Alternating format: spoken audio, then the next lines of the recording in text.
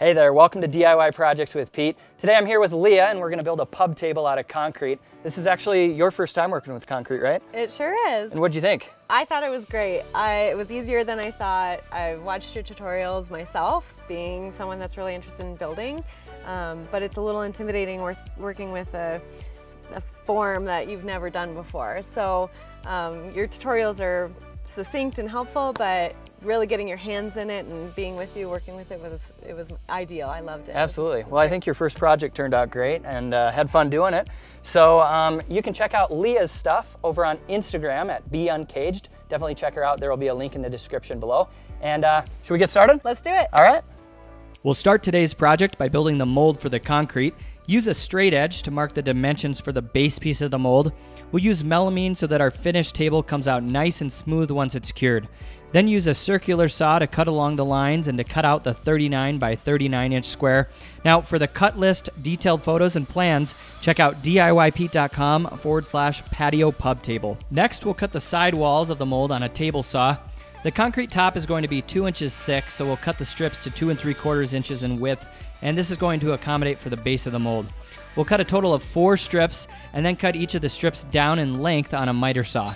2 of the strips will be 39 inches, and the other 2 are going to be 40.5 inches, so they overlap the ends of the other side strips. Test fit the side walls and then begin attaching them. Always pre-drill prior to adding each screw. I like to have the base piece close to the side of the work surface so the drill is easy to maneuver and to keep level. The screw will go through the sidewall and into the middle of the base piece. I recommend using a screw about every 6 to 8 inches and to take your time to ensure the screws go in as level as possible. Use a speed square to double check that each corner is square and that the sidewalls are at a 90-degree angle to the base piece. To help give the sidewalls additional strength and to help square them up, I like to add an additional screw at each corner toward the top of the strip. Money. Next, we cut the acrylic to use for the built-in coasters, so light's going to be able to shine through. We cut each square out on the miter saw and place the bucket and coasters in the mold to help determine the best placement.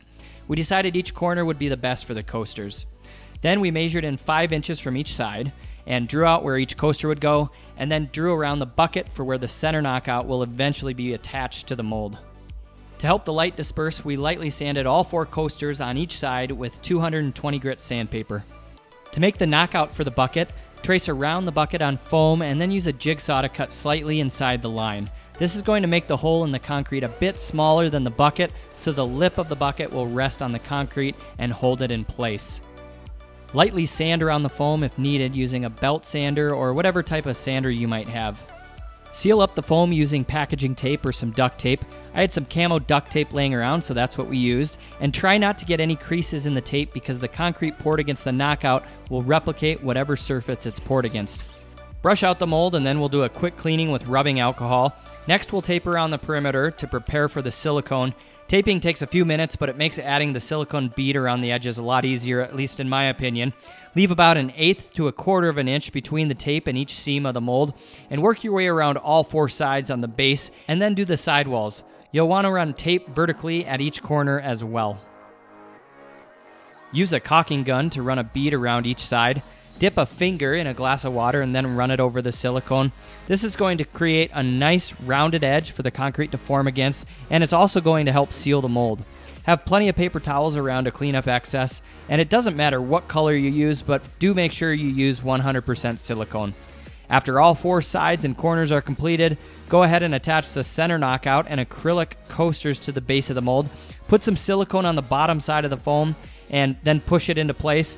And for the coasters, use a small amount of silicone and a razor blade to spread it around and to make a super thin layer before putting them in the mold. Then cut foam knockouts into 3.5 inch squares and use a knife to cut about 1/4 inch off of its overall thickness. Seal up the foam with tape around the sides and then attach it to the clear acrylic. The foam plus the acrylic will add up to 2 inches, which is the thickness of the concrete, and the acrylic will have concrete that forms around the edges. Remove the tape while the silicone is still wet, and we'll have to wait a few hours for the silicone to completely cure, so in the meantime we'll prepare the reinforcement and make the wood base for the pub table. Cut the square reinforcement with a bolt cutter so it has about 1 inch of wiggle room between the perimeter of the mold and the reinforcement. And then cut the reinforcement around each knockout as well, again leaving some space between the reinforcement and the knockouts so you have some wiggle room. The base is constructed out of 4x4 posts and 2x4s. Cedar or redwood are great to use outdoors, but you could use pine to keep the cost down as long as you coat it with a good deck sealer. Once the legs are made, cut the 2x4s for the apron and for the supports. And then we laid out the boards on a flat surface and did a quick sanding around the ends of each board to smooth over the edges. Next, we got out the old pocket hole jig to create pocket holes on the ends of each 2x4. This was Leah's first time using a pocket hole jig, and she did awesome.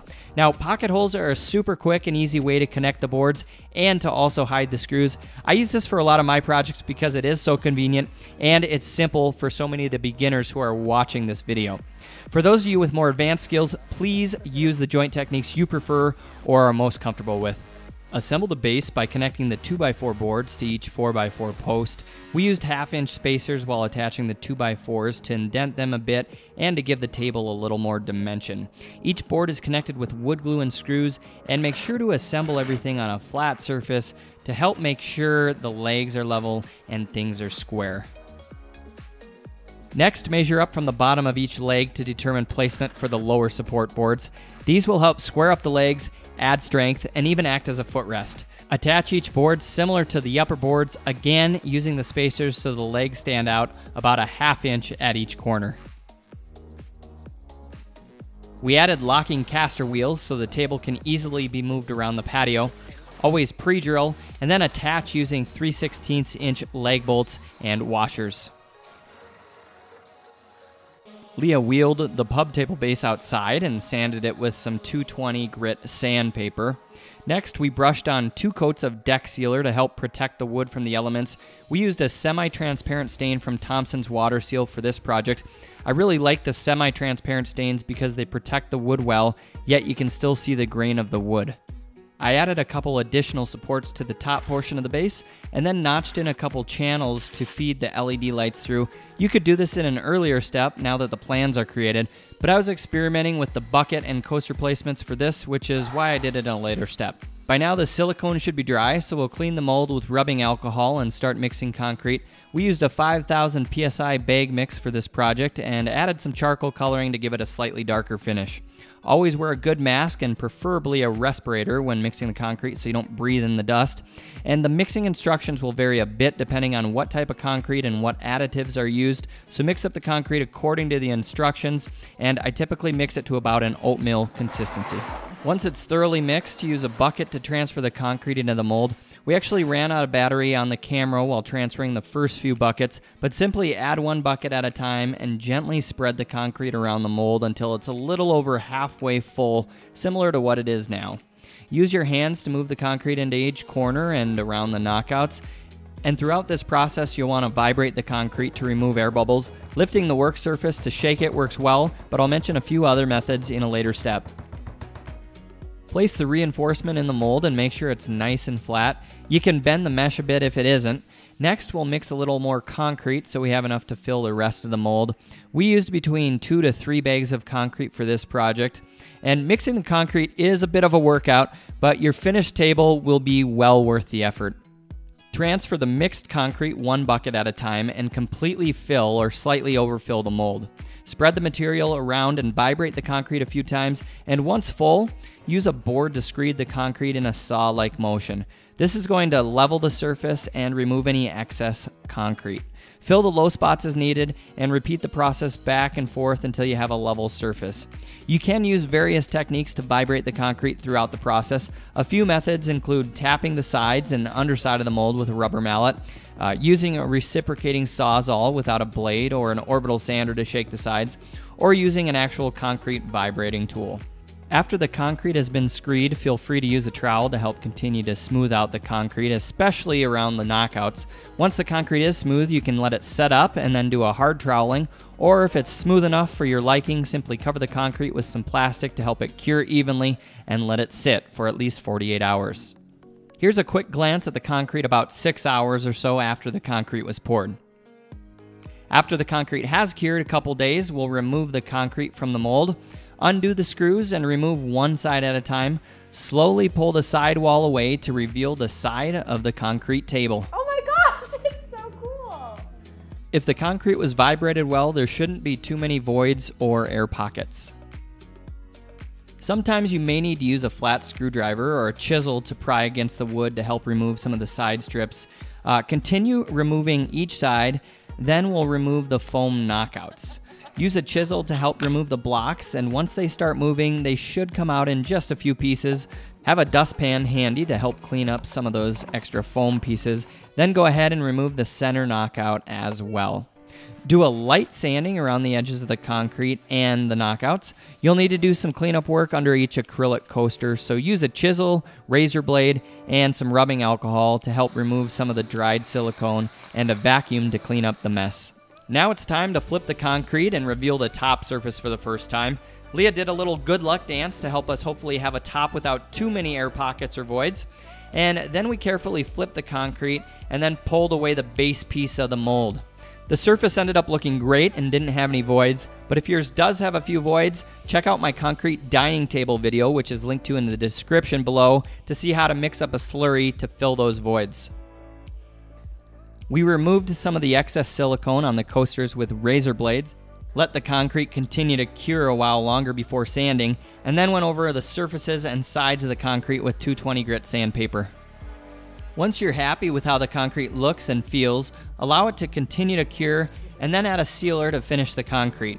We used microfiber rags to apply a couple coats on the underside of the table, and then flip the concrete right side up. I then used a metal cutoff blade on an angle grinder to remove some of the hardware from the bucket, and then we gave it a test fit.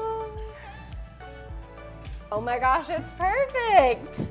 Oh, I don't know how that happened, but it's pretty great. Oh, that's pretty good. It's good.